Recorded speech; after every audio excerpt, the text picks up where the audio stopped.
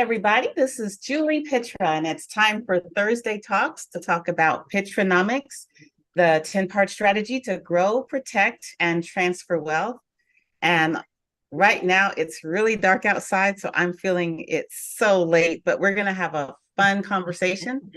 We're going to be speaking with Cedric Brown. He's running a little bit late, so he gives his apologies, but he'll be here. He is a multi-business owner in the South Dallas area, and he is the founder of TrustUp Community, which provides individuals with the tools to grow their net worth and provide for transferring generational wealth, which are both consistent with Pitranomics strategies.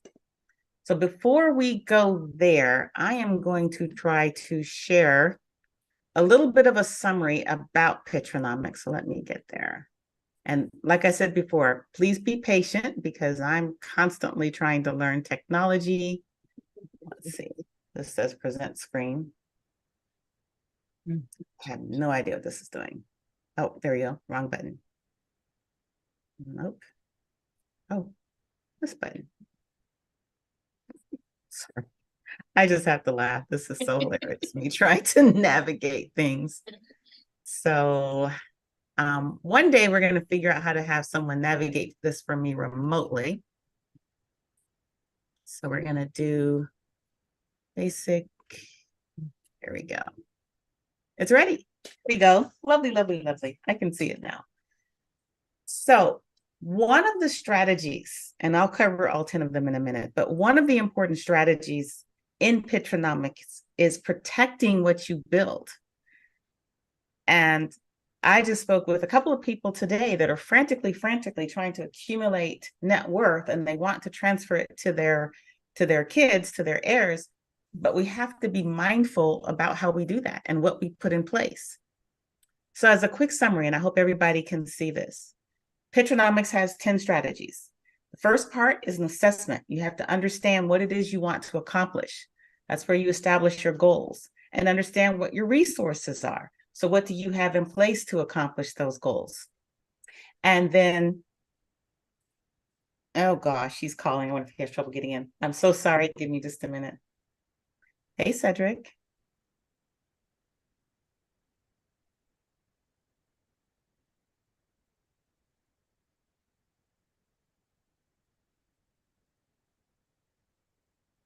It's not letting you just tap on the link.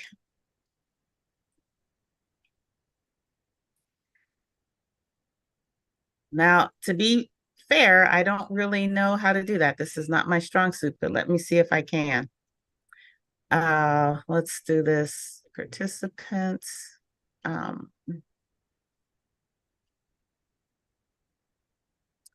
the invitation. Okay, give me a minute, guys. I have to go here and go to my messages, maybe.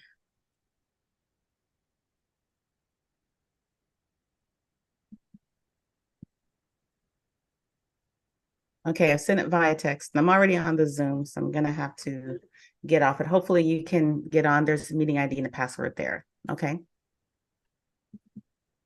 All right, thank you. Bye-bye.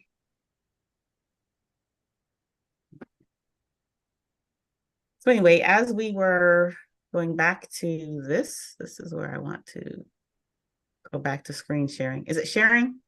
Do you see the Pitranomics? Yes, I can see it. Okay, cool. Like I said, I don't have any shame in mentioning the fact that I don't know if I've got the technology working or not. So like I said, the first strategy is to determine what your goals are in life and what your resources are to accomplish those goals. The second goal, how to eat an elephant, or the second strategy, how to eat an elephant one bite at a time, is to determine your roadmap to make sure you're doing things the way you should be doing in order to accomplish those goals. Part 3, and a very pivotal one for me now, is who is in my lifeboat?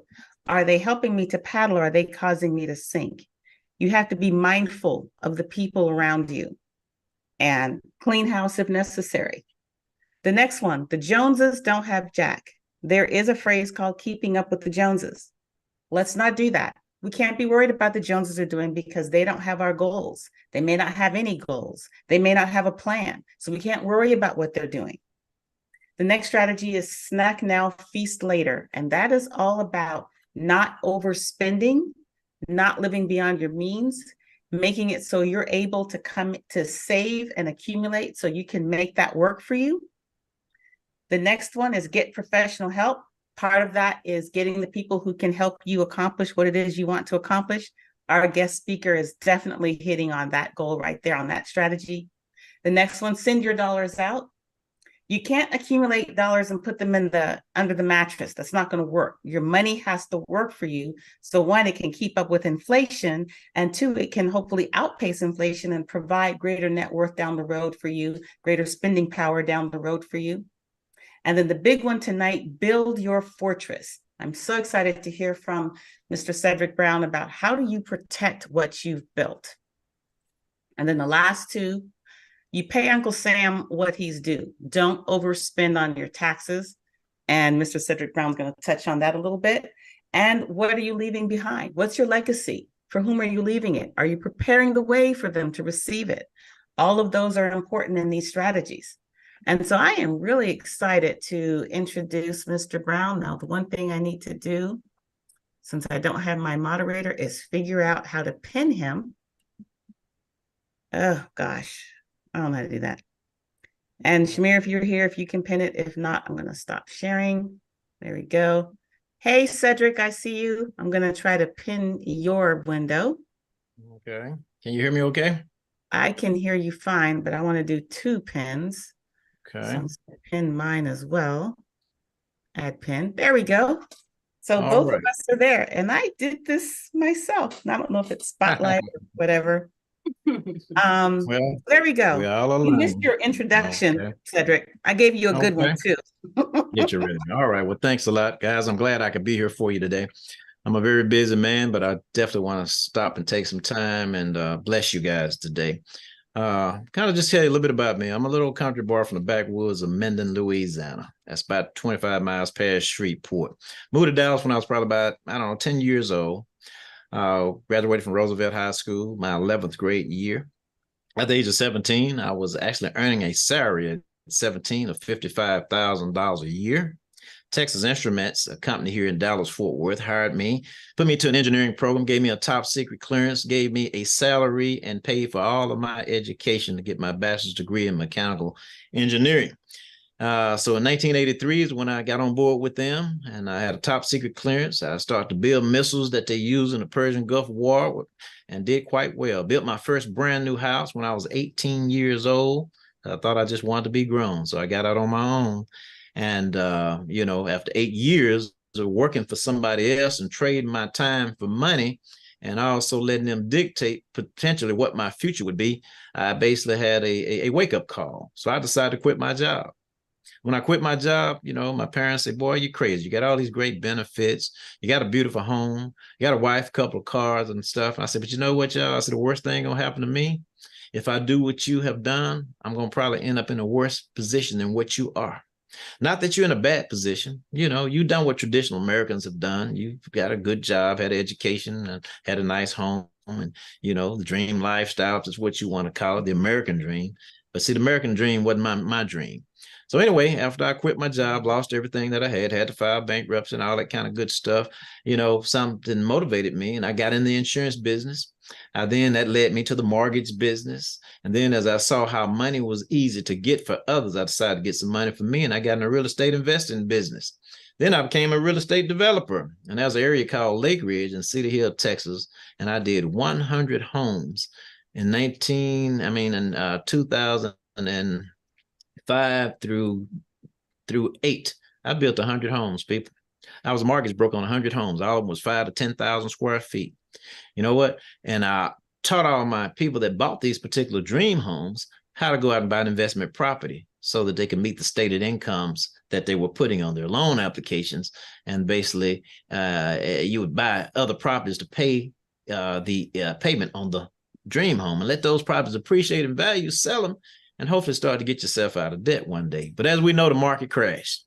I retired for about 3 years in 2009, 10, 11. Then I decided to get back at it. That's just how many assets I had. People, I was earning $500,000 a month.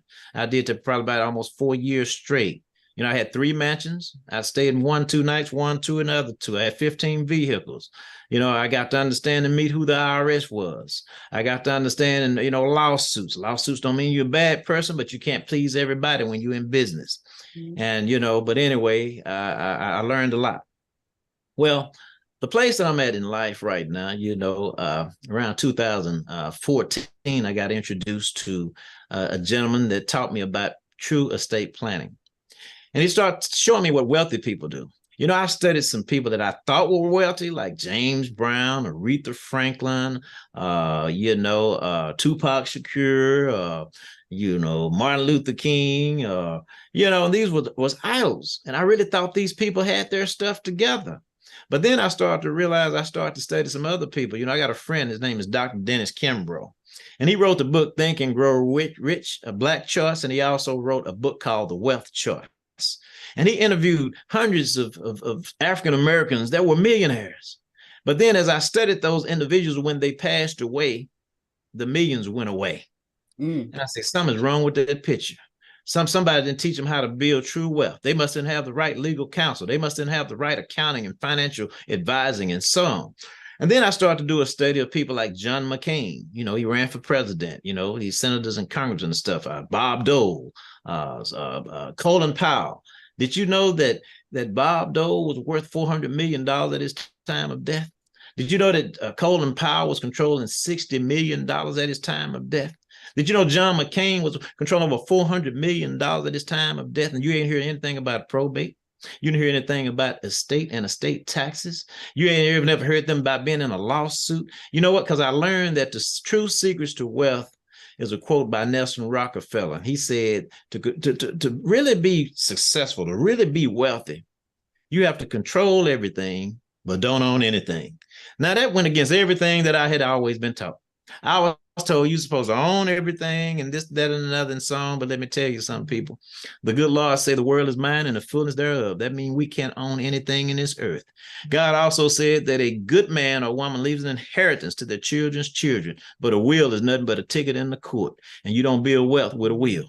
He also said that you should owe no man, that the borrower become the servant to the lender, but then we end up owing every man. We got 30-year mortgages. We got, card notes. We got credit card debt and so on. Let me tell y'all something. We live in a world right now. The United States Treasury only has approximately about $86 billion right now. If you don't believe me, check it. Google it. Now, what that tells me is that the United States Treasury is broke. Let me tell you something. There's about 40 millionaires that have more money than the United States Treasury. And I want y'all to get ready. You better get ready to take some notes, because I'm finna get ready to open your eyes. I want you to forget about everything that you think you know, because I'm finna take you somewhere that you didn't even know you could go. All right. So I want you to get ready. Okay. So you better get ready to take some notes now. No, I'm not doing this with a PowerPoint, but I'm finna give you some PowerPoints now. And you need to take these points and man, really put them to work for yourself, because I'm finna educate you right now. Okay. Now, I'm sure everybody on this call tonight, you really want to become wealthy. You know, I'm looking at, we have 8 participants. To me, 8 is a very significant number. 8 means what? New beginnings. Right now, we're finna end this year and we're getting ready for January. We're getting ready to go into a new year. So this is your night. You're at the right place at the right time. This is not for a whole bunch of people to hear this tonight, because God got a special message just for you. And that's why you're here tonight. And that's why I had to stop doing what I was doing so I could be here for you tonight. Now, let me tell you a little bit about me. Am I qualified and bona fide to talk to you tonight? Well, maybe. Why? Well, I control the Hillside Prime Steak and Seafood Restaurant. That's the only African-American steakhouse in Dallas-Fort Worth, period. It's about a 9,000 square foot facility. I opened up that facility in May. I also control a facility called the Turkey Leg King. That's another restaurant where we specialize in turkey legs and so on. That opened in January. I also control the largest Mayweather boxing and fitness gym that exists. I opened that up last September. I also have a host of real estate, about 10 properties. Yearly, I buy 10 to 15 properties that I buy, fix, and flip. I do that in my sleep, okay? That's what I like to do as a hobby, okay? And then I have the company here that you see, which is that the reason you're here today is called TrustUp. You know, in my company, we believe in credit restoration. Everybody should have a good name. You should all have an 800 score. At 8 is a very significant number. So credit restoration, debt elimination. Everybody on this call tonight, you should be at zero debt. That's right. You should owe no man. Okay. Another thing is asset accumulation and preservation for the next generation. But what type of assets? I'm talking about income producing assets. See, the reason that I control the Hillside Prime Steak and Seafood Restaurant, that's an income producing asset that generate money daily. The Turkey Leg King, income producing asset that generates money daily. The Mayweather Boxing and Fitness Gym, people have memberships that generates monthly, daily, and monthly. So basically, I don't work for money, money works for me. Now, this is my ministry for me to talk to you today about trust up. Trust up means trust taking everything you got and trusting it up to God. All right, because he is your provider. See, the Bible says that you should be a good steward. Good steward of what? What he's going to bless you to control. Control for who? For your kids, but now not even for your kids, because we've spoiled most of them. It's for your children's children. That's why the Bible says leave an inheritance to your children's children. All right, because see, you have to understand our grandkids come from our ancestors, and we as grandparents, we getting ready to go meet our ancestors. So we got a lot in common. But those that are in between, they still got a lot to learn. You know, we spent 9 months in the dark when we were being you know, when the seed was there and we were being born. And then we had to come out to the light and we had to grow. Then we start to decay, then we die. Well, you know, on earth, we have winter, spring, summer, and fall. See, everything is a season and everything has a cycle. And when you understand that, then life will start to flow for you and things will go the way that you need them to go. Now, most of you guys, I'm sure you have an LLC, a C Corp, or S Corp. You're trying to be what you call this thing called an entrepreneur. But it's one thing to be an entrepreneur, but it's another thing to have a mindset of an investor. All right. And it's another thing to not trade your time for money. That's where you work. You know, nobody can ever pay me what I'm worth. An hour of my time, I mean, there's no dollars I can put on that. And I'm not going to sell for what I think my time is worth, because it's worth more than I can even come up with. Okay. But let me tell you something. Your time, out of all the assets that you deal with, your time is your greatest asset. Why? Because you don't know how much of it that you have left. So whatever you're doing here tonight, you're doing it for a reason, and it's time for you to get ready to go and do what you need to do. All right, to take your life and build a life and a generational life for the future of your kids and your grandkids. Now, how do you do that? Okay, well, you got to first understand the laws. Right now, if you have an LLC, a C Corp, or an S Corp, most people are not even up to date on their quarterly tax returns. Most people are not even doing their meetings, you know, where you have to go and do your minutes and stuff and keep all that up to date.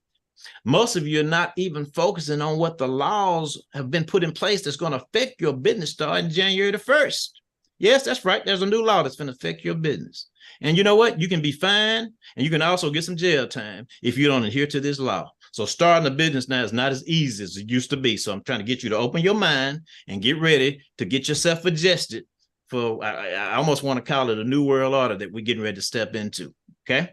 Now, there's a new law out. It's called the Corporate Transparency Act. Corporate Transparency Act. And while you're Googling things or going on YouTube, you need to go on and put in the Corporate Transparency Act. What is that? Well, that's a law that was passed in September 2021, where anyone that has an LLC, a C Corp, or S Corp in the United States of America, and there's about 35 million businesses that exist right now in the United States of America, starting January the 1st, you have to register with the Financial Crimes Enforcement Network of the United States Treasury. So what do you mean? I never heard of that. Why nobody's told me about that? Well, why had nobody told you how to get wealthy? All right. I mean, there's a whole bunch of reasons why you don't know certain things. But anyway, what that law says is that you have to register all beneficial owners of a business now with the United States Treasury. You say, well, I'm already registered with the Secretary of State. No, you're not. The Secretary of State, they just let you, they give you the permission to open up an LLC, a C Corp, S Corp. They give you a registration number. Then you get an EIN number from the IRS. But they're not concerned with who the owners are. They look at who the managing member may be. They, you know, when you have a C Corp or S Corp, they're not paying attention to who the shareholders are. They're just looking at who's running the company, but they don't know who's behind the company. They don't know who's owning. They don't know who's investing in the company. So the United States Treasury now needs to know who's behind all companies. Why? Well, during the pandemic, people got PPP loans, and they opened up bogus corporations, or they went and bought AIDS corporations and they went and got money that they shouldn't have gotten. So that's fraud. So now the Corporate Transparency Act is number one here to stop loan fraud. Number two, there's a lot of people that owe IRS taxes in the United States of America, and people that owe quarterly taxes and so on that hadn't paid those taxes. So now the IRS now will have a way to get your information. All right. There's also people that's doing money laundering, drug and human trafficking. All right. They want to stop all of that. You know, they want to stop all this terrorism stuff that's going on by people that's hiding behind LLCs, C Corps, and S Corps. You say, but I'm not a criminal. Why do I need to be on a criminal database? Well, because the few has made it bad for the masses. So that's something that we have to do now. All right. Starting January the 1st, they're giving you 12 months to get yourself registered. They want a copy of your ID.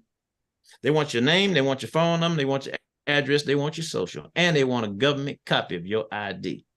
They also want the same information on anybody that you have that's in your company that's acting as a president or COO or CFO, who's making decisions, who's running your business. They want their ID and address and information also. They also want the same information on anybody that you may have to invest in your company. Okay, whether they're investing with a self-directed IRA or whether you have a partner or friend that's just investing in your company, they now have to turn their information into you so you can give it to the Financial Crimes Division of the United States Treasury. Okay, well, who's exempt from this? Well, if you have a business and you have 20 employees, you're making $5 million, you're exempt. If you're an insurance company or a bank, you're exempt. If you have a nonprofit corporation, you're exempt. But if you don't fit those particular criteria, you're not exempt. Now, you have 12 months once again to file this information.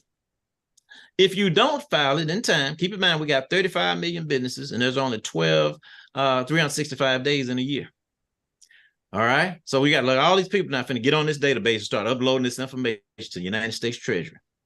Now, starting January, if you wait and start a new business in January, you have only 30 days to get registered. Now, what's going to happen if you don't get registered? Well, I'm glad you asked tonight, okay?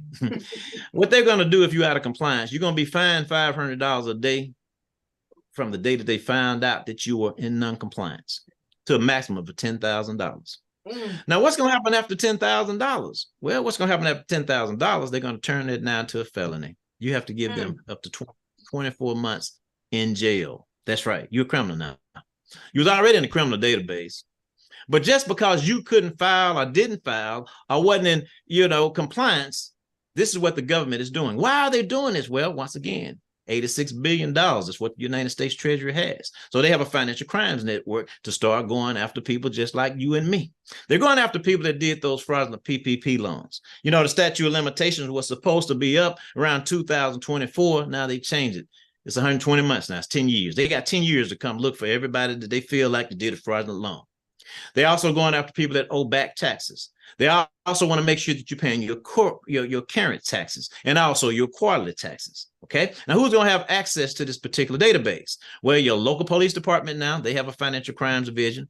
The FBI, they have a financial crimes division, as you know, the CIA and any national security. And now what banks are getting ready to do, they're going to want you to give them authorization to get this report even before they give you a loan. So they can do a check and balance to make sure who's involved. See, now they're going to have one button that they can touch about you and your company, and a whole system is going to come up to show everything that's tied to you. So you've just made law enforcement's job a lot easier now. Okay.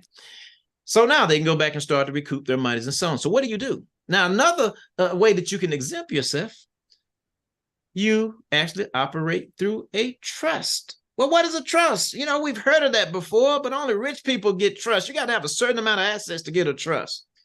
That's a lie. Let me tell you something, people. You can operate without an LLC, a C Corp, or S Corp. You can operate through a business trust. See, trusts have been around for over, 400 years. The first business trust that was created was a Standard Oil and Gas Trust by the Rockefeller family. And it was a business. See, a business trust don't have to go through the Secretary of State to be approved to do business. You create a trust, you get an EIN number, you can do business in all 50 states. But an LLC only allows you to do business in the state that you are in. And you have to file as a foreign corporation to do business in other states. So if you're doing business in other states with your business right now, you're really out of compliance and you're not legitimately doing business, until you get permission to do business in other states. And you need to start thinking globally.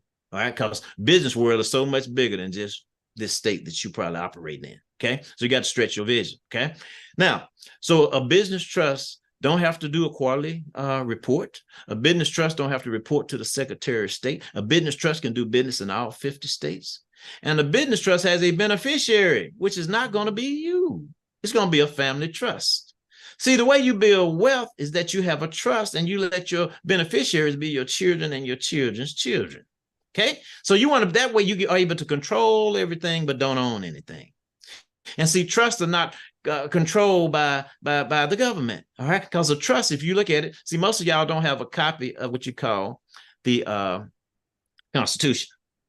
How are you going to live in a country and don't know your rights? You better go to the bookstore tomorrow and ask them for a copy of the Constitution. That way you know your rights. See, ignorance of the law is not going to be an excuse, but you need to know your rights. And see, under Article 10 of the United States Constitution, it gives you the right to create a private agreement to manage assets for one or more beneficiaries. Bling, what is that? That's called a trust, a private agreement. And now that you have this asset that can, this private agreement, which is called a trust that can manage assets for one or more beneficiaries, that's the way you build wealth. If you look up at the Rockefeller family, if you look up Bill and Melinda Gates, the Kennedy family, the Clintons foundations and so on, these folks are very smart. They don't own anything, but they control everything, and they control it all through a trust. See, a judge don't have jurisdiction over a trust. Matter of fact, guys, I hate to say it, I went through a divorce back in January. And when I went through that divorce, the assets that are in the trust, such as the Hillside Prime, the Turkey Leg King, the Mayweather Boxing Fitness Gym, TrustUp, the Bentley, the Porsche, all that good stuff, that's not our property. That's not community property.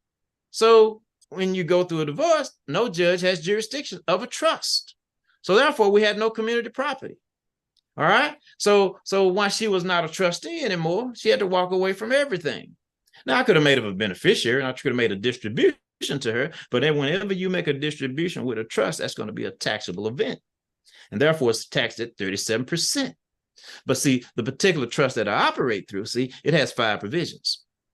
Number one, this particular trust, let me tell y'all something right now. All trusts are not created equal. When you get off this phone and you go tomorrow, say, I'm going to go talk to my attorney. I can go get a trust for $1,500. Go try it if you want to. You're going to get a statutory trust. You're going to get a grantor trust. You're going to get a revocable trust.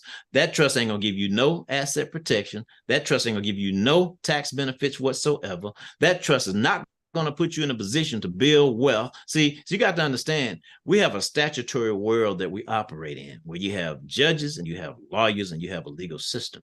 But before that statutory world existed, we also had a common law system. And the trust, which is a private agreement, is a common law trust. That means no judge has any jurisdiction. And therefore, if this trust owns assets, owns businesses, automobiles, investments, no judge has jurisdiction. Therefore, nobody can sue it. So therefore, nobody can get to it, those assets, that is. Also, with this particular kind of trust, this trust is able to defer income taxes into perpetuity. That's right. See, there's no way you can defer income taxes. Right now, you have an LLC. Once you make all that money, you take care of those expenses, the profit comes to you. And you know what you have to do at that point? You have to pay this thing called an income tax. Matter of fact, it's coming up April. I hope you're ready. Okay. Now, but see, the way I operate, since the trust owns the business, the LLC goes and makes the money, writes off its expenses, all the profits go to the trust. It's called an extraordinary dividend. It's not called income, so I don't have to pay income taxes. So therefore, I get to defer the income taxes. Now, how do you access the money out of the trust? Well, the trust owns everything. Keep in mind, it owns a home, it owns the cars, it owns everything. And it has beneficiaries that it can provide for, called kids and grandkids, okay? So thank God for kids and grandkids. I don't know if you go back and look at Jay-Z, if you go back and look at Will Smith and his wife, the first thing they do when a baby comes out is that baby now becomes a beneficiary of a trust. Then they put yachts, they put planes, they put cars, they put crypto, they put gold. Now, what can a child do with any of that? Nothing. They give that child an allowance, $35,000 a month. What can a child do with $35 a month? Nothing. But because those assets now belong to the child that's in the trust, and that child's the beneficiary, they get to control those assets and use those assets as though they were theirs, but those assets don't belong to them. It belongs to the private agreement that's there to manage those assets for the beneficiaries. So therefore, they get to enjoy those assets as though they were theirs. They get to make all the decisions, what's going to be sold, what's going to be bought, and so on. See, what you got to think about, right now you have a Social Security number and you have a birth certificate. And therefore, you are a beneficiary of the United States of America. That's how you get Social Security. They decide when you get, what you get, how much you get, what you're going to do to get, and if there's going to be a survivor's benefit. Because it's a trust fund that has 4 trustees, and they run that, and they can actually borrow money from that trust, just like we can teach you to borrow money from this trust if you need some. Now, when you borrow money, is that taxable? Absolutely not. Do you have to pay it back? Absolutely not, because we're going to show you how to borrow it. Put it on an interest-only 5-year renewable term note, and when you die, the trust writes all those loans off as a bad debt. Did you get the money? Yes. Did you pay any income taxes on it? No. Is that legal? The IRS Code Handbook, that's another book y'all need to write down. You need to get the IRS Code Handbook. It says any legitimate means that you can utilize to alleviate paying taxes is legal. Now, tax evasion is a whole different situation, not filing tax returns and so on. I love to file my tax return. I pay myself a salary about $50,000 a year. I call it my food, fun, and fashion salary. Now that the trust it has a income because it's making millions of dollars. Believe me, a 5-star restaurant, you're going to make $5-6 million a year. And another 3-star restaurant, it'll make about $2 to $3 million a year. A Mayweather boxing gym, it'll make another $2 or $3 million a year. I hope y'all understand. I hope y'all getting the gist. See, I don't work for money. Money works for me. You got to learn how to make money work for you. If you're going to borrow some money, don't spend it to go buy some junk. Don't be a consumer. Make that money work for you, because number one, that ain't your money. Let me tell you why it's not your money. Who has a contract to print money for the United States government? The United States Treasury. Each dollar has a serial number on it. Now, who manages that money? Well, you have the banking system. They the ones distribute money, and then you make a deposit. And they determine basically, they got this thing called this suspicious activity reports right now. See, y'all ain't been paying attention. If they send that in to the United States Treasury on you, they just froze and lock your account. And it can be locked up for 30, 60, 90 days. What would happen to you if your account was locked up 30 to 60, 90 days? What if I told you go to YouTube right now and Google bank accounts being locked for 60 to 30 days, and you're going to find out today several people got their bank accounts locked, and they don't know when they're going to actually be able to get their money? What if I told you 3 weeks ago that, people waiting on their paychecks to actually hit their direct deposit accounts at Bank of America, at Chase, U.S. Bank, and so on, and on Friday, no deposit came? They didn't know when the deposits were going to hit, but the rent was due. The card note was due. They couldn't buy no food, couldn't pay the lights. Let me tell you something. So you got to understand the system that you're operating in. Things are getting ready to change. All right. And you're going to have to come up with a strategy if you're going to remain in this system. Okay. So let me tell you something, people. The trust is the way to go. What the trust does, why all the exemptions that they allowed you to take, and then they put, if you have a trust, you exempt. Why? Because all of our senators, all of our congressmen, president, and extremely wealthy people operate through trusts. They're not worried about the laws that's going to affect the LLCs, the C Corps, and the S Corps, and you as an individual. See, if you ain't gotten that, nobody can take nothing, okay? And therefore, you become a good steward, because God said it all belongs to him, even you, okay? And everything's running in a cycle, okay? And you got to understand the earthly cycle, because you're here for a time, and then you're going to be recycled as you go back in the ground. Then a new child is going to be born, and this cycle continues to go, just like winter, spring, summer, and fall. So, it's a cycle. So so quit worrying so much and having so much stress, because most of us turn out to be hypocritical Christians. If God said you should owe no man, the borrower becomes the servant to the lender, why do you owe everybody? You just praise a loan for a home, and you just curse yourself. And God said you should owe no one. He also said that, the wealth of the wicked is going to be set up for the just. Wicked. Why would he let a wicked person become wealthy? Well, because his word can't come back void. Because if you do what he said, the way he said, you're going to get the wealth. But because your heart ain't right, you don't get to keep it. And you have to find a person now with a good heart, such as you, that could potentially be blessed. But if you be blessed, how are you going to be able to receive the wealth? How are you going to be able to protect it, grow it, enjoy it, and be in a position to pass it? So that's what this is all about. You got to have a strategy. You got to have a system. See, most of us have been playing checkers, but you better start learning how to play chess. You got to have a strategy if you're going to make it, people. Things are changing. We got inflation is getting crazy right now. The cost of living is high. I look at the average person. When you get a job, you're going to pay a mortgage, M-O-R-T. That stands for death, gauge. We don't know when you're going to die, but it's a gauge, mortgage, because it's taking a big chunk of your income for 30 long years. Now, you may say, well, I was told you go buy a house. That's a great investment. That's a lie. That's a great necessity. You got to have shelter. But there's no way that you're supposed to be buying a house that you really can't afford. You got to pay the mortgage. You got to pay the association fee. You got to pay the taxes, and taxes are going up. You got to take care of the insurance. You got to take care of the maintenance. Then, you still you ain't even thought about food. You ain't talking about gas. You ain't talking about life insurance. You ain't talking about automobile insurance. You ain't had chance to save anything. You got daycare. Y'all better wake up. All right. Yeah. You got to get yourself out of debt. See, I have zero debt. Yes, I drive a SL 550 Mercedes. Not bragging. Yes, I drive a Panamera Porsche. Yeah, I got all that. Got a 1970 Chevelle, a 1960 pickup truck. I got a SL 450. I got a Lexus convertible. I got all this stuff that the trust owns as assets.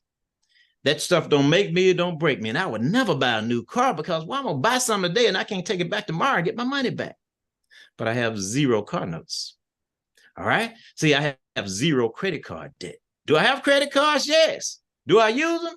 If I use it, I'm going to pay it off next month. All right. But you know what? I'm not going to pay that type of interest. I'm not going to put myself in debt like the average American. Because, see, people that use credit cards are buying things that they really can't afford. When you get a car finance, sometimes, see, a debt, in the Bible, it was forgiven in 7 years. But you want to pay on a mortgage for 30 years? You're going to get sick. You're going to get laid off. You're going to probably go through a divorce. Things are going to happen. 30 years is too long. Now, I'm not trying to deter you. But if I buy property, it has to make me money. Yes, I live in a penthouse on a 41st floor overlooking downtown Dallas. And when something breaks, I pick up the phone. But then, yes, there's 10 other properties that I want to finance out that generates an income. So if I'm going to use my credit, I'm going to use it to buy an income-producing asset that's going to pay me. And somebody else is paying that off, and then they're paying where I live at too. And then I don't have to worry about taxes. I don't have to worry about maintenance, upkeep. I live good, and my time is free. Okay? So it's time that we get the truth, people. All right? Now, I know this is coming at you different. I'm not trying to sell you anything. I'm not trying to impress you, but I'm trying to impress upon you how serious life is and what you got to do, get your business in order. Most of you don't even have a medical power of attorney to dispose of your body or your medical directive to dispose of your organs. That's the first thing they ask you when you go to the hospital. Do you have a medical power of attorney? You say no. Well, they say, good. We got one for you. So by the time if you die, your organs are not going to be in your body when you get in that casket, and nobody, your family members ain't going to know, but they done sold your stuff. Somebody else got your heart. Somebody else got your lungs. But these kind of things you need to know. Okay? So, your health is your wealth. But see, you had a dis-ease, and that caused disease because you worried about $1 and it's stressing you. Let me tell you something, folks. My heart was on 10% fraction rate in 2018. You know what 10% fraction rate mean? That means my heart was functioning at a 10% level. They can't bring you back from that. Okay.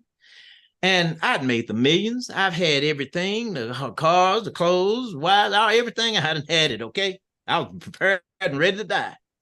But you know what? You can't live until you die. But when God got me down to 10%, my mouth started to hurt me so bad. Why? Because I didn't know that my mouth, I say things out my mouth. I put stuff in my mouth. And your mouth is a very powerful tool. And anything that's close to your heart and in your brain is going to make a difference. But I got these wisdom teeth out. See, it was infected. And it infected my heart. Then my heart came back up to 55%. Then God gave me a second chance. He gave me double grace. So while I'm here today, yes, I started to collapse time frame and compress activity. Everything I ever thought I wanted to do or needed to do, I just did it. I don't know nothing about no restaurant. I'm not finna go in there and cook. I don't know nothing about no steak and managing folks and all that. But you know what? I got people that do. But I control it, but I don't own it. I don't know nothing about no turkey leg and all that kind of stuff. I ain't never boxed a day in my life. I barely even work out. But I have a workout gym. Okay? So what I'm trying to get you guys to understand, see, wealthy people are diverse. They invest. The mindset of an invest was going to determine your asset for generations to come. Each one of y'all are 6 months away from being retired and don't even know it. Because if you had the right cash to work with, it don't take a whole bunch. It could set you free with an income producing asset. See, people buy franchises for a reason, but I wouldn't buy a franchise that I have to run. I may buy one that I'm going to let somebody else run, but I don't have that kind of time, because my time is very valuable and I don't know how much of it that I have left. So I got to spend time. See, God says your gift will make a place for you in this kingdom, so you can really do ministry. That's what you should be doing. You should be going all over the world, seeing what kind of difference you can make. And let me tell you something. See, with a business trust, it allows me to do business. With a family trust, it allows me to build wealth and protect my assets and become lawsuit proof and judgment proof, be able to defer income taxes. But with a charitable foundation, trust, I didn't say no nonprofit corporation. Nonprofit don't even sound right to me. I mean, I can't do nothing. That's nonprofit. But see, a foundation, see, like Bill and Melinda Gates Foundation, the Clinton Foundation, the Trump Foundation, the Kennedy Foundation, those are trusts. See, a trust, you are a trustee. You don't have a board. Nobody can vote you off. The state can't remove your exemption. You have a federal exemption now not to have to pay taxes. You don't have to report like you have to do with the states. But that's the difference between a charitable foundation trust than a nonprofit corporation. So basically what I'm telling you, folks, y'all have other options now. You can uncorporate, and you can basically get a business trust to do business. You can get a family trust to take care of your place, and you get a charitable foundation, because God says it's more blessed to give than it is to receive. And if you ain't giving, you ain't living. And if you ain't giving, that's because you ain't got it to give. But you got to get yourself and put yourself in a position. All right. Now, I'm trying to motivate you and I'm trying to inspire you, but I'm trying to get you to understand. Think pretty much everybody on this call tonight, we're African American. You know, from the color black, what do you get? You get all other colors. And I'm not prejudiced, but from the color white, what do you get? You don't get no colors. You got to know who you are. You got to know the power you possess. You are kings and queens, and there's a chessboard and you own it. Now, you can be one of the pawns, or you can be the king or the queen, and you want to protect that king or that queen by all means necessary. It's even the queen's job to protect the king, because without the king, it ain't going to be no queen. Okay? And without the queen, it can't be no king. So you have to work together as a unit. See, it takes two. Two can do so much more than one can do. I'm good. I can do some great things. But trying to do it by myself, because I don't have a woman's intuition. And a woman don't have a man's, what a man has. But, that's why it takes two to make a child. And when you make that child, and that seed, and it grows, and then you get the wisdom behind it, and then it get to live, and then it start to deteriorate, and then it go back in the ground, recycle.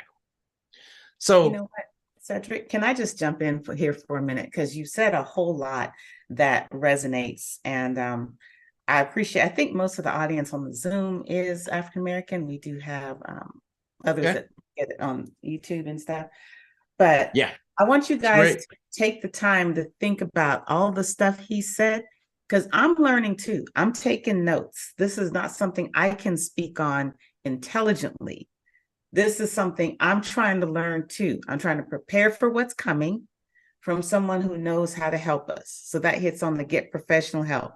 I'm trying to make sure that what I build is protected and passed on to my heirs. That's building your fortress. And I know that he can't cover everything that we have to do in order to set this up. But I hope that everybody takes the time to listen, ask questions. I just want to point out two things you said. Read. It's in a book. Read. It's in a book.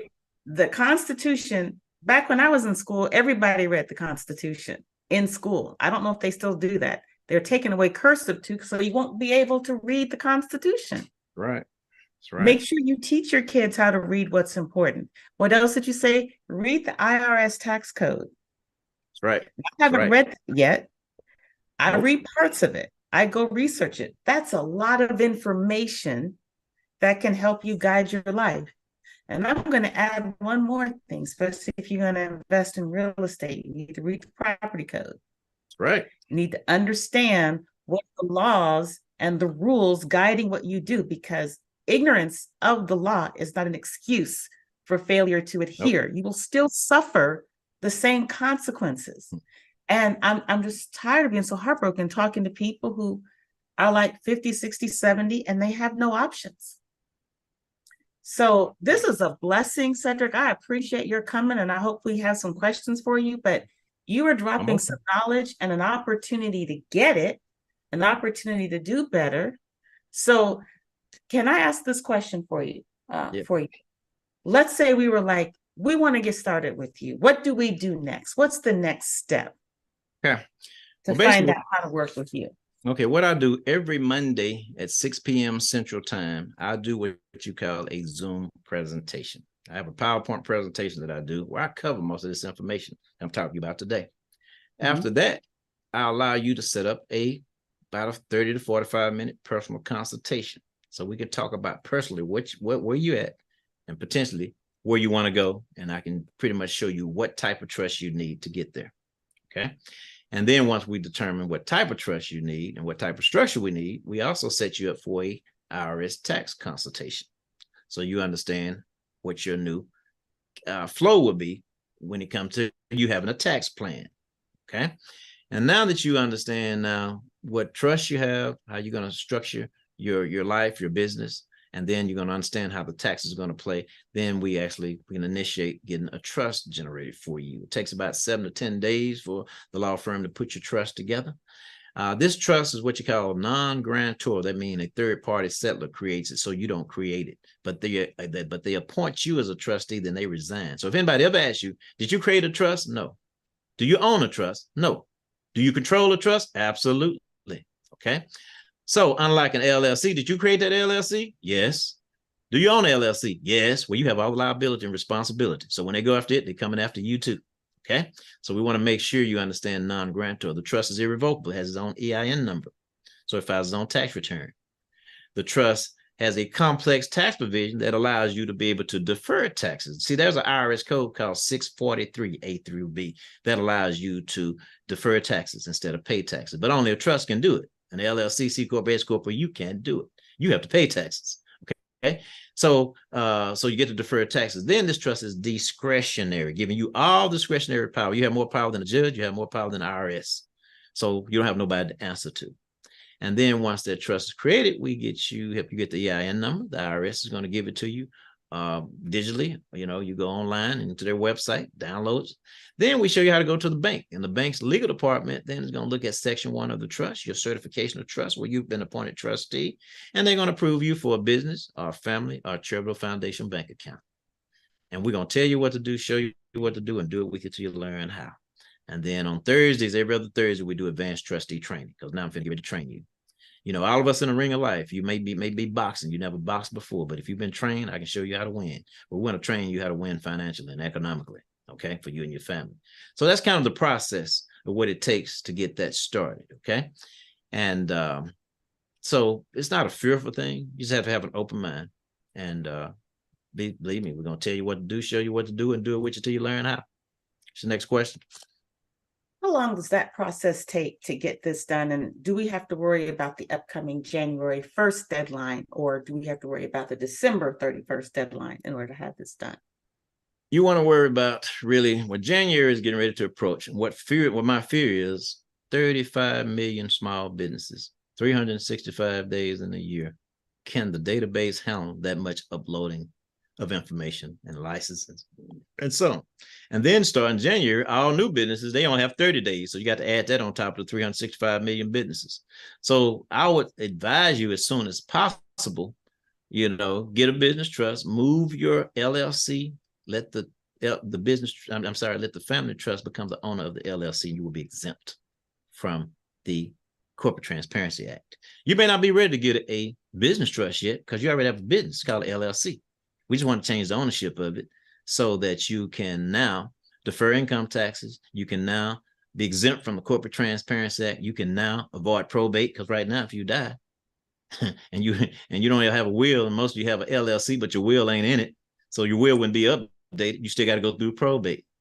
All right. So we want to make sure we defer taxes, make you lawsuit proof, eliminate probate, eliminate the Corporate Transparency Act. The family trust does all of that. See, the family trust don't, the business trust don't do that. The business trust is there to do business. Okay. So you can get that later. Okay. If you can't afford to get it now. But if you have a business and you've done a PPP loan and you hired somebody to do that loan and you don't know what information they turned in on you, you better shut that business down and potentially set up a business trust. It can be the same name that business was. Because see, when you deal with a trust, you don't have to go through the Secretary of State and look at names. You get to name it whatever you want and get an EIN number. So it can be the same name of business you already have, but it's a way so you can still continue to flow. If you owe the IRS, I don't think you want to put yourself on that financial crimes database, because now they can actually come for you and go ahead on and collect what you owe, freeze your bank accounts and so on. Okay. So your circumstances and situation will determine how fast you move. I mean, we're talking about a 2-week process to get your trust and get all your assets in the trust, get your bank accounts open. So it's not a long process. Okay. So we have a lot of people. I'm doing a big event here at my office on Saturday morning from about 10 to 1. We're having our first business owners to attend here at our office Saturday, to learn. I think this Saturday. Yes, this Saturday. We're going to feed you breakfast. You're going to get to meet the attorney. You're going to get to meet the tax people. We're going to have some bankers here that set the bank trust accounts up for you, make you understand how this works. Okay. So, but yes, that'll be here at my office here at 8330 LBJ Freeway, Dallas, Texas here. And that's going to be Saturday morning at, we're going to start about 9 with breakfast, and then we'll kick off about 10 o'clock. But so those of you that can make it, it's free. That's where come on out and check it out. Get to see things firsthand. We have an auditorium here that holds about 120 people where I'm located here. And we'll give you a tour of our headquarters here. We got a big 5th floor here. We got a podcast studio so that y'all can come use and start telling people what you do. And so we got a lot going on here in Dallas. So be glad to have you. Okay, got any more questions for me?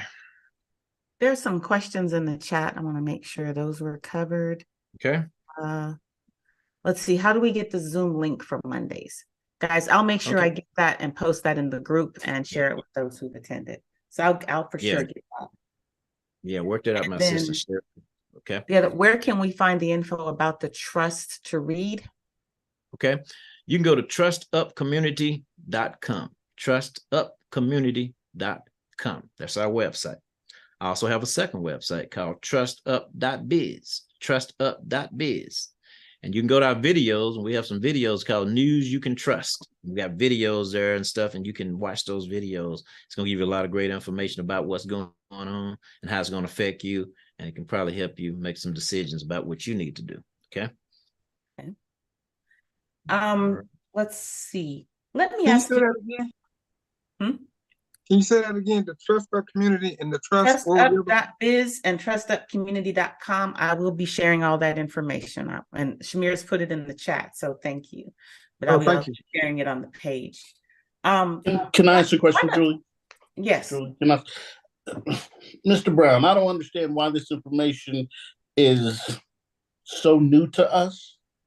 I am blown away at what you have shared this evening, and I have never heard anything like this before. Well, hold on. Can I jump in on piggyback on your question? Because I was just say I have heard about this before from a number of sources, but when I go to fact check some of the existing professionals that I use, they don't give me the answers that you've given me and some of these other people. And I want to tell you, I'm at a position in my life right now where I'm like, I'm here, I'm finding glimpses into new information. So what Mr. Brown is sharing to us, and I thank you so much for your time, is stuff that normally you don't get access, am I wrong, to that kind of information until you come way up here. He is trying to bring down the level of access. So please pay attention, because not every high-priced professional you meet is going to know what he knows. So please, I don't want to hijack your question, but I'm like, I have already heard this several times. And the way I believed it was true is I took the time to read the annual report of the Bill and Melinda Gates Foundation. You get confirmation for everything that he's saying when you read the what is it called? The tax returns of all of those reports, and those foundations and those trusts. You start seeing where that money goes. That's right. And so I'm at the point now, and this is why I was so grateful to have you. I'm like, this is the next step. I've been messing around down here. I'm ready to elevate, but I want everybody I know to elevate as well.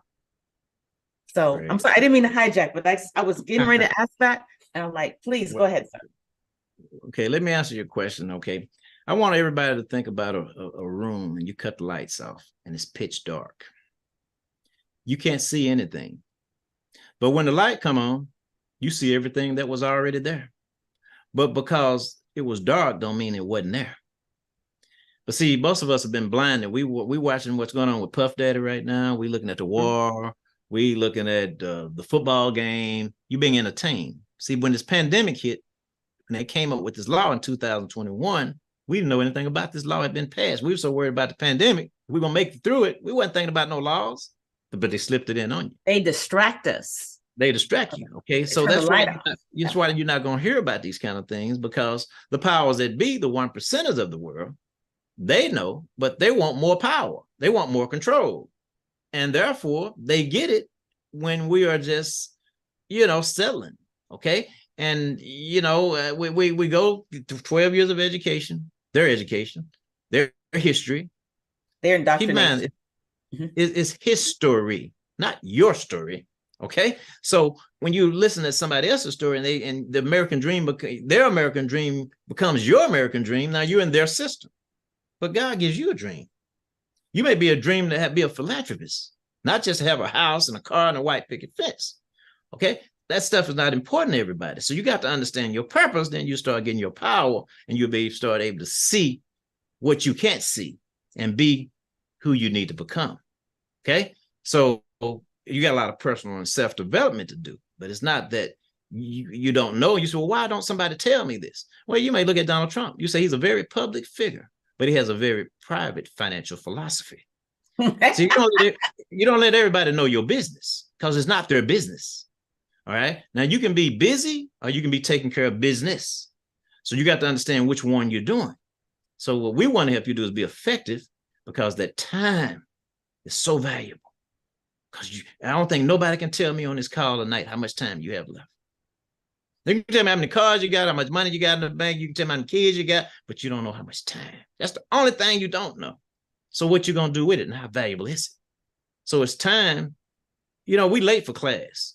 We got to go back to school now. We got to relearn, recondition, rethink, and you got to stretch your vision, but you got to get around somebody that can stretch it, because you got to watch who you hang around. What say birds of a feather flock together. I'm an eagle. And the only thing can bring an eagle down is a crow. But the way that an eagle gets rid of a crow, he goes high. Then a crow can't go high. He falls off your back. Then you can soar. So when you start to learn how to do these things, I mean, everything else around you would change. But you got to change your priorities. Okay. Other questions? This isn't a question. I just want to share how Mr. Brown used the eagle motif. And I've talked about that because my mother always told me eagles don't soar in flocks. No.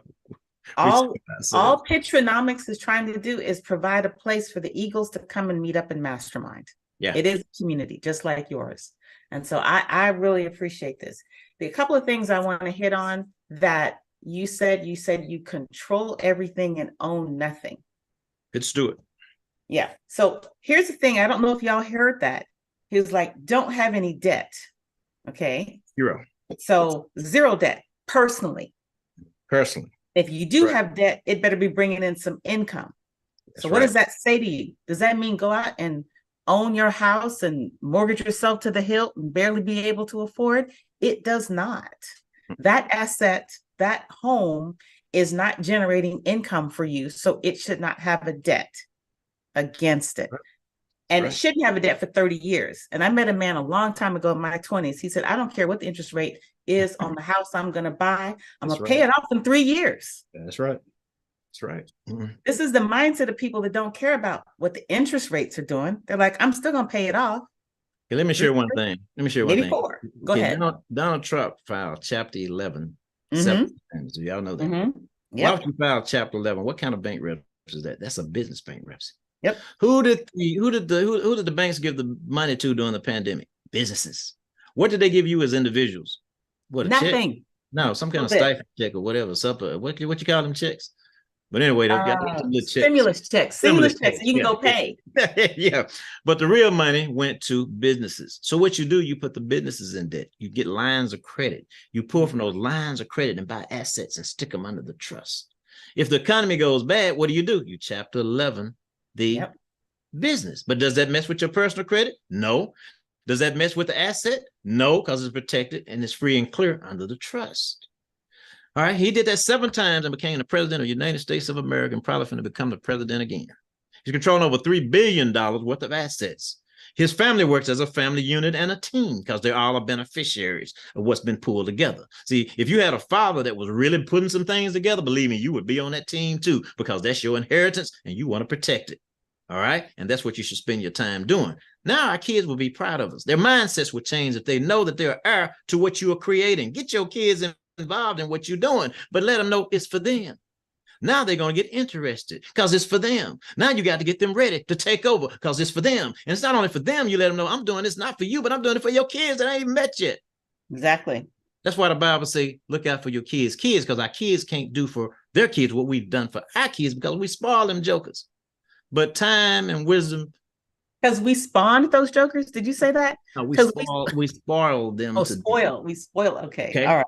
We didn't want them to go through nothing we had to go through. That's true. Okay. But if it didn't kill you, I don't think it would have killed them. And that's why a lot of times we end up with prodigal sons and daughters. We love them, but sometimes we just don't like them. And one thing about this trust is a spendthrift trust. We can't disown them. But the trust lets you put stipulations and control and mechanisms on them so they can't squander what you're teaching them, but they're still heir to the throne. So the trust is a very powerful tool to use. I can control you from the grave. All my kids are not created equal, and our trust is not created equal either. There's over 1,000 different trusts out here, people, but you got to get the right one. Okay? Any other questions? I know y'all don't want to go. I get on the road. Thank you, man. This is awesome. I'm totally blown away by the information you have put out. And I've never, like I said, like she said, I never heard this before. And what is coming, a lot of people don't understand what is about to happen. And we are not prepared. No, we need to be prepared. We're not people. I mean, things are really finna get tough in this economy. Like I say, you go pull up the national debt clock. If you've never done that before, it's a clock that's running. It's going to break down all the debt that's going on, from student loan debt to mortgage debt to everything. It's letting you know how much taxes the government is collecting, how much is owed to the government. It tells you everything going on. But then take y'all time, do like I do at night when everybody's asleep. I go to YouTube. I found out that banks are freezing accounts and shutting down accounts.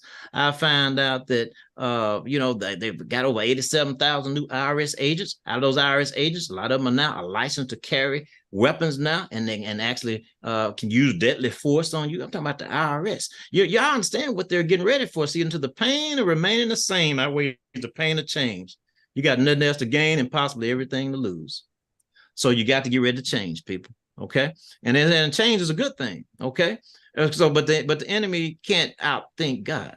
Okay, so that's why this wisdom is being downloaded to people such as yourself, so you can get this. See, I live it. I've sued a trust, and I've went through what you have to go through if you sue a trust, because you can't, because it's a private agreement. You can sue the trustee, unless the only way you can get through a trust is fraudulent conveyance.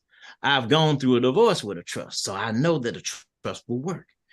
Okay, it protects those assets. I've dealt with the IRS since 2014. I've been able to defer income taxes instead of pay income taxes. I know now when I die, I don't have to worry about the probate court. I've already have successors that's going to step up with the instructions that's in the trust book for them to follow. And I have compliance stewards to oversee the trustees to make sure they do what they're supposed to do. If not, they can be removed. See, I got a system whether I live or die, but I'm leaving a legacy as I build this dynasty. And I don't wait through too much. See, I done came from the plantation to the projects to prosperity. And most of us are close to prosperity, but the closer you get, the tougher it's going to be for you to get in. Okay. But if you came from the plantation, that was a piece of cake. We went through it. We made that great. Then you went to the projects. You even took that and made it great. But prosperity. And that's what it's time for us to do. All right. So whatever I can do to help, that's what I'm here. I want to share one more thing about what you just said. You've got a plan in place. That's right. I want to share. I heard growing up all the time from my parents, what we're building is not for you, it's for your children. What we're building is not for you. They didn't have this extra little piece of information because when my mom died at 57, my father hijacked the plan. Yeah. There was a will in place. I saw it. The will had provisions for my children, but the will didn't control posthumously what happened to the assets. No. The assets went to my father. My father, without any controls, oversaw how those would be taken care of. And now he's married to someone else who has no allegiance to me or my children. Right. And the thing that hurts sometimes, those of you, David, you know my mom, you knew my mom. Right. Breadwinner. She was the visionary. She brought us from poverty past the projects. And then I had to start over because it wasn't taken care of. The growth, the net worth wasn't properly prepared for my kids. Right. It squandered in his life. There ain't gonna be nothing left when he passes for my kids. And I accepted that. Good thing I found that out early. My husband and I realized that what's going to be for our kids and our grandkids, we started working on it when we first got married. I wish we had known about this. I wish we had met someone like you 27 years ago when we got married. Can you imagine where we'd be? As it is, we've learned a lot. I'm ready to learn the next bit. Yeah. Well, and I appreciate your time. Okay, well, I'm glad I could do this for you guys. I mean, it's lonely at the top, but you know what? It's peaceful at the top. There's nothing like peace. You know what? And when you've been through chaos and you get to peace, you'll never go back. And I have a peace that's surrounded me now. So as I reach out and I help and I bless others, I mean, you get a gratification from that. Now, one good thing about a trust, no one ever owns anything. My kids, they drive automobiles that's owned by the trust. If they go out and have an accident, kill someone with that automobile, they can sue the insurance company, but they can't sue the owner of the car because the owner of the car is a trust. My kids will never own anything. They get to use everything. I don't know if y'all saw when the Kennedy, that girl, I guess, killed herself, and that other Kennedy boy that drowned the girl, a car accident or whatever happened. See, they are building these assets that the family get to use. Nobody gets to own anything.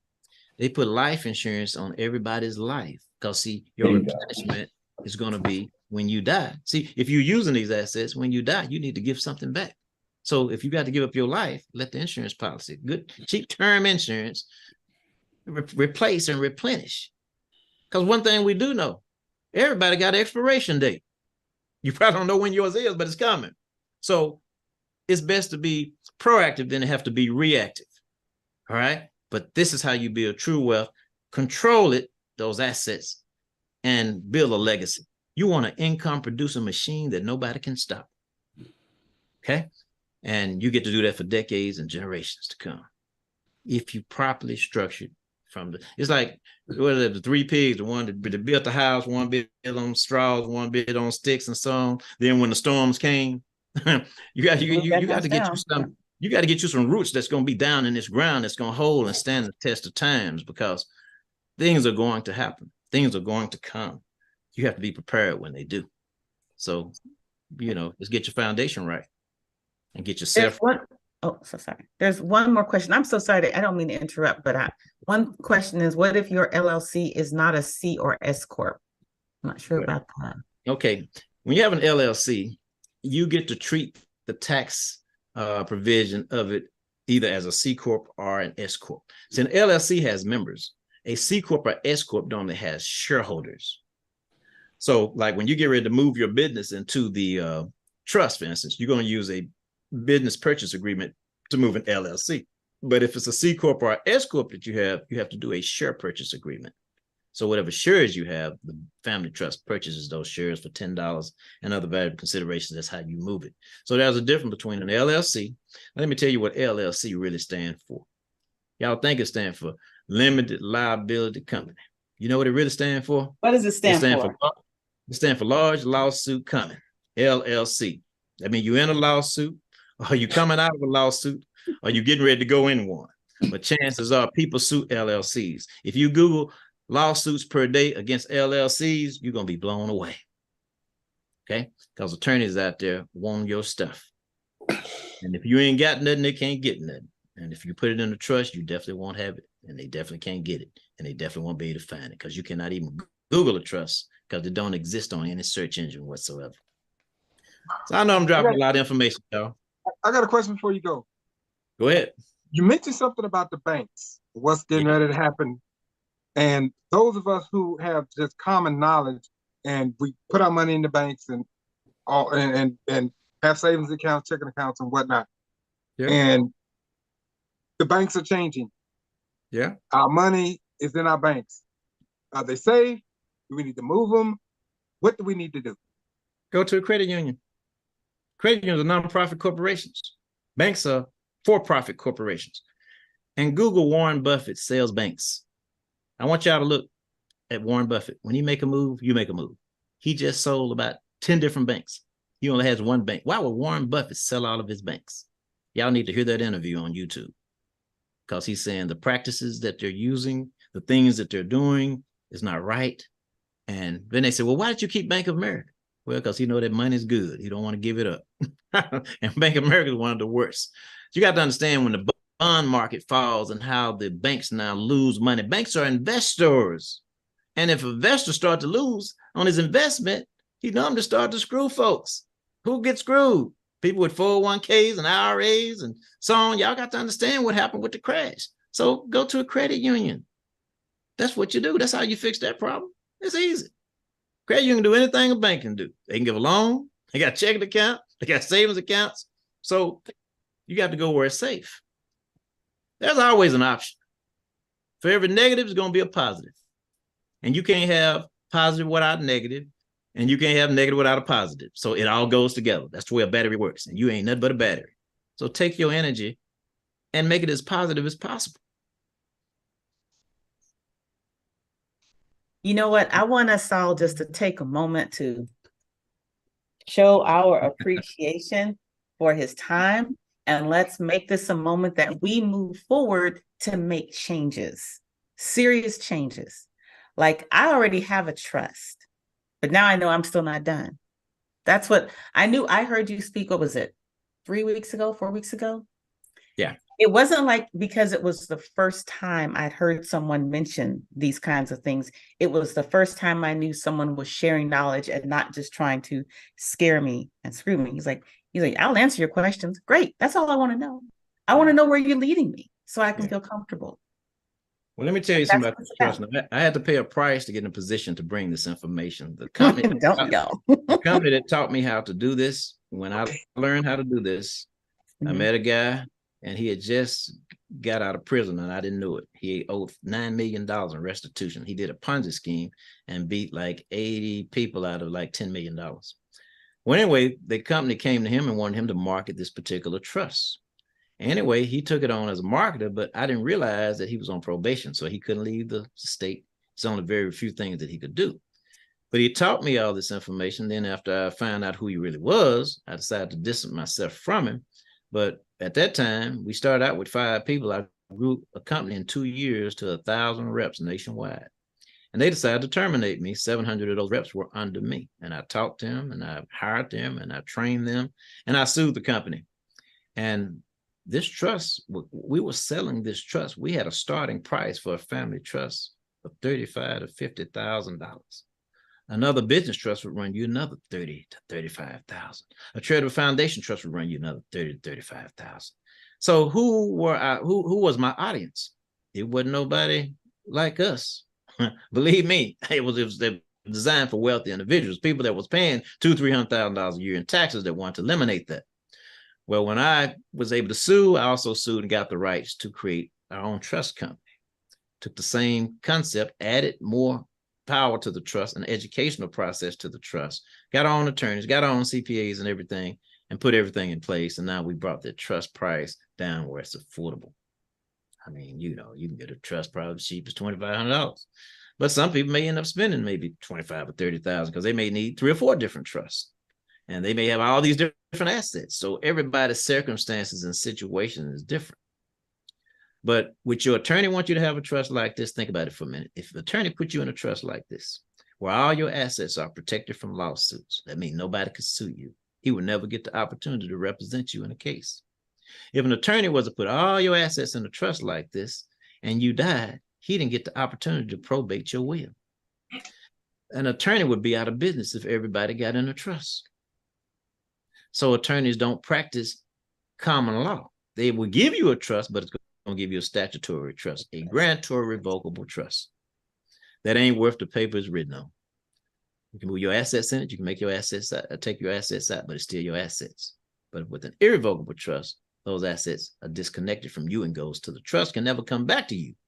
But you get to control them, enjoy them, mortgage them, sell them. You do whatever you want to do as though it was yours. Okay? So just want to give you that education and leave that bit with you. Okay? So this is a powerful meeting. Got some powerful information. Yeah, I appreciate that. I did speak to an attorney about this, the irrevocable trust, and he said that there couldn't be any consanguinity between the trustee and the beneficiary. That's what he told me. But I was like, how can that be true? Because you can have trustee.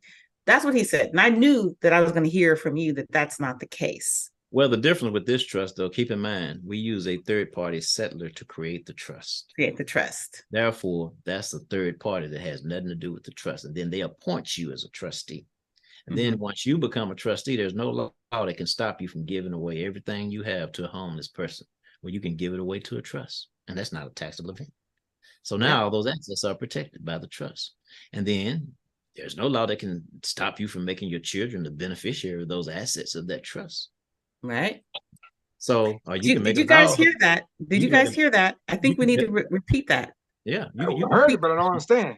No. Okay. So somebody, what he just said, the attorneys aren't going to make this information available to everybody because they're putting themselves out of business if they do.